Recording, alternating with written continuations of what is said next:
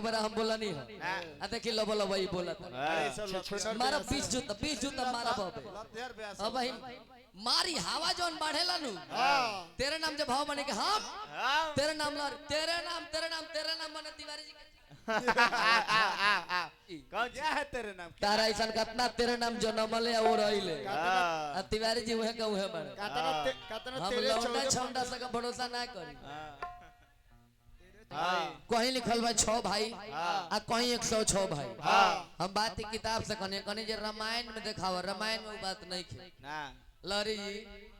अभी नहीं खे जाएगी संतोष भैया रामायण में वो बात नहीं खे काहे किताब के नामों रवा के ना बताई दिखाई बाकी चोरा के नाम ना बताई हनुमान जी 106 भाई हैं कैसे महाराज केसरी जी के 2 गो शादी एगो शादी अंजना से और दूसर का शादी मर्जरी से पहल का शादी अंजना से और दूसर का शादी मर्जरी से तो अंजना से 6 पुत्र गतिमान मतिमान धृतमान कृतमान महामान हनुमान अंजना जी से 6 पुत्र अब मर्जरी से 100 पुत्र 100 पुत्र के पूजा ना होला काहे के वो लोग में पूजाए लायक क्वालिटी ना रहे ये दूसर का प्रमाण हो एगो प्रमाण हमारा है कि राम जी 6 भाई जन्म हनुमान जी भी एगो भाई लगले अलग अलग ग्रंथ पर अलग अलग प्रमाण मिली हम एगो बात कहनी गायत्री ठाकुर जी के बारे में तनिका बहुत तकलीफ लागल हो आई लगभग 100 बेरा हमरा गुरु जी के खुलियाम माइक पर मौगा कहले कहले नु चाचा गलती नहीं केनु कहले नु तो अगर एकर जवाब ना दियाई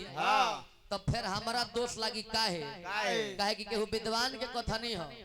कि अगर अपना बाप के या गुरु के शिकायत होता तो किया तो तारा में औकात बा तो ओकरा के मार दो आ नहीं खे औकात तो वहां से हट जा तो हटब तो ना काहे कि हमार बेइज्जती हुई अब तब 100 बार मौगा कहले बड़ो तो तू अपना से बताई हो कि जो मौगा कहता रहो तो हमार गुरु जी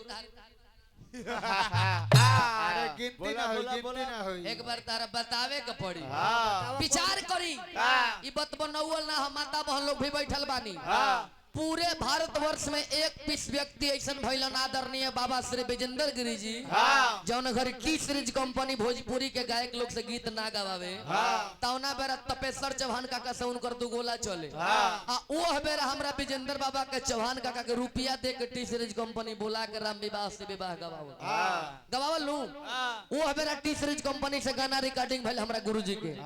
वो विजेंद्र बाबा के बार गरियावत रहे तने एक बार गुरुजी के नाम पर जोरदार ताली बजाई देखी केकरा कितना प्रेम बा विजेंद्र बाबा से